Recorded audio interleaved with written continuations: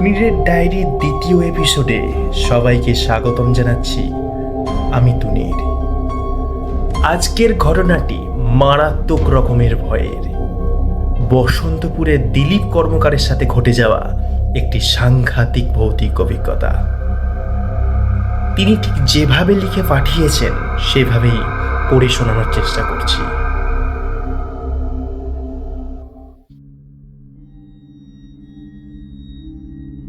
তুনির বাবু, আমি দিলীপ কর্মকার। বসন্তপুরে আমার নিবাস। জাতিতে আমরা কামার। পরিবারের সদস্য বলতে আমার বউ, একটি ছেলে এবং বৃদ্ধা মা। এই তল্লাটে মূলত কৃষক পরিবারের বসবাস। তাই সকাল হলেই লোক আসতে শুরু করতো আমার কাছে। আমার কামারশালায় কারো কাস্তে, কারো কোদাল বাগিয়ে দিতে হবে। বাড়ির পাশেই থাকতেন এক পিসি। ভালো নাম ছিল চাঁপা। আমরা ছোট থেকে চাঁপা পিসি বলেই ডাকতাম। ওনার 3 কুলে দেখার কেউ নেই। খুব কম বয়সেই স্বামীকে হারিয়ে ঠাঁই হয় বাপের বাড়িতে। হাঁসের ডিম বিক্রি করে কোনো রকমের সংসার চলত। মাঝে মাঝে আমাদের বাড়িতে এসে খাওয়া দাওয়া করতেন। ছোট থেকেই আমাকে খুবই স্নেহ করতেন। প্রায় বলতেন, আমি মরলে তুই মুখে আগুন দিস বাবা। আমি বলতাম, ধুর পিসি, কি সব আজে বাজে কথা বলো।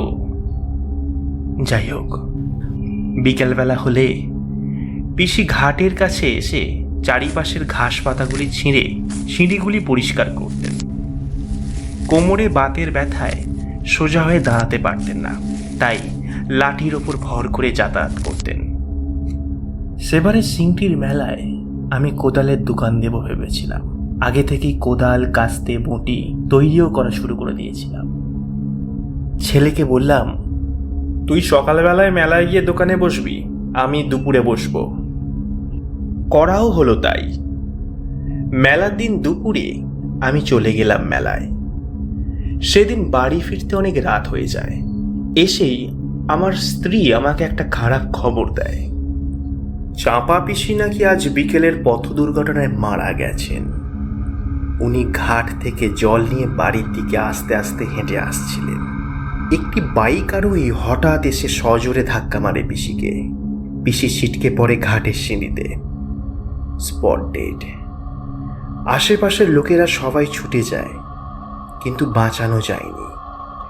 শেষ সময়েও মুখে জল পেলেন না তিনি। পুলিশ এসে দেহ নিয়ে যায়। আমি সব শুনে থমকে বসে পড়ি। বউ আমাকে 1 গ্লাস জল এনে দেয়। সেই রাতে আর ঘুম আসেনি। পরদিন হতেই ছেলে আর কিছু বন্ধুকে নিয়ে চলে যাই থানায়। পুলিশ ময়নাতদন্ত করে বডি ফেরত দেয়। তারপর শ্মশানে দাহকার্য সম্পন্ন করে পিসির কথা মতো আমি মুখাগ্নি করি। সব কিছু শেষ করে আমরা শ্মশান থেকে যখন ফিরি তখন দুপুর গড়িয়ে বিকেল। কিন্তু ধরো রাত 8:30 নাগাদ হঠাৎ একটা বন্ধু আমার বাড়িতে তড়িঘড়ি করে আসে। বলে, দিলীপ, বাড়ি আছিস নাকি রে? কোদাল বালতি নিয়ে চ শ্মশানে, সে এক কাণ্ড হয়েছে, দেখবি চ। আমি বললাম, কেন রে? তখনও বলে, চিতা নাকি নেভে নিয়ে জ্বলে উঠেছে। আমি তো অবাক হয়ে গেছি। গিয়ে দেখলাম সত্যিই তো আধপোড়া কাঠে আবার আগুন লাগলো কি করে? ভালো করেই যখন নেভানো হয়েছিল। যাই হোক, সেবারের মতো জল দিয়ে ভালো করে আগুন নিভিয়ে চলে এলাম। সমস্যা শুরু হলো এরপর থেকে। একদিন রাতে আমার ছেলে শুয়ে আছে। হঠাৎ জানালার ওপাশে একটা লাঠি নিয়ে চলার শব্দ। কিন্তু এত রাতে কে যাবে? পরদিন আমাদের বললে আমরা হেসে উড়িয়ে দিই। ভাবলাম হয়তো মনের ভুল। এই ঘটনার ঠিক 4 দিন পর রাত 2:15 নাগাদ বাথরুম যাওয়ার প্রয়োজন বোধ হয় আমি বাইরে বেরিয়েছি। প্রসঙ্গত বলে রাখি, আমাদের বাথরুমটা বাড়ির উঠানে। পর্যাপ্ত বালতিতে জল না থাকায় ভাবলাম সামনেই তো পুকুর, টর্চটা নিয়ে যাই, জল নিয়ে আসি।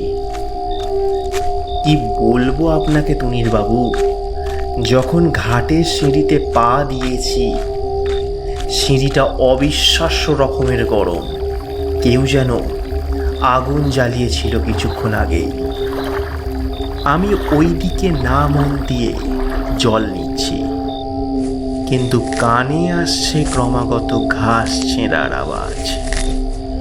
বুঝতে বাকি নেই এই সময় ঘাটে এসে আমি ভয়ানক ভুল করেছি। বালতি ওখানে ফেলেই ছুটে সিঁড়ি বেয়ে ওঠার সময় লক্ষ্য করলাম পিসি বসে পাশে ঘাস ছিঁড়ছে, মাথায় সাদা কাপড়ের ঘোমটা, মুখ বলে কিচ্ছু নেই, নিকষ কালো একটা পোড়া মুখ, না আছে চোখ, না আছে ঠোঁট, কিচ্ছু নেই। আমি পড়ি কি মরি করে প্রাণ ভয়ে ছুটেছি বাড়ির দিকে। তখন পিছন থেকে শুনছি বেশ ঘর ঘরে একটা কণ্ঠে যেন বলছে কেউ,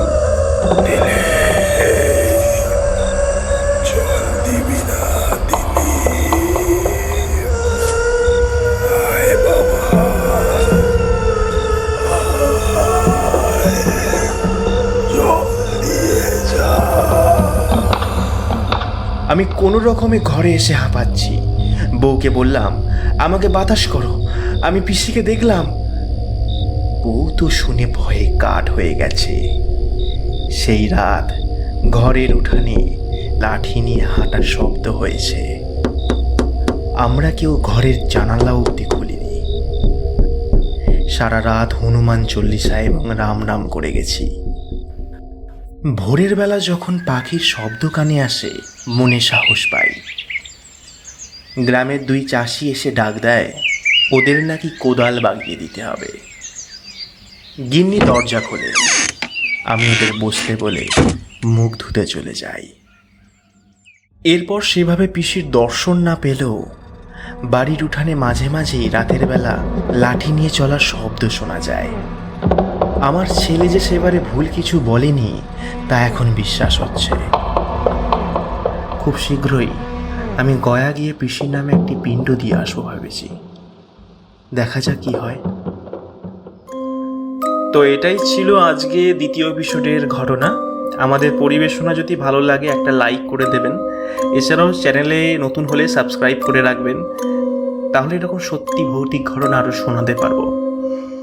আপনার জীবনেও যদি এমন কোনো ঘটনা থাকে তাহলে আমাকে ডেসক্রিপশন বক্সে রাখা ইমেল আইডিতে, এছাড়াও হোয়াটসঅ্যাপেও SMS করে আমাকে জানাতে পারেন। আমার হোয়াটসঅ্যাপ নাম্বার ডেসক্রিপশন বক্সে দেওয়া আছে। শীঘ্রই ফিরে আসছি আরও একটা নতুন রোমহর্ষক সত্যি ভৌতিক কাহিনী নিয়ে। ভালো থাকবেন।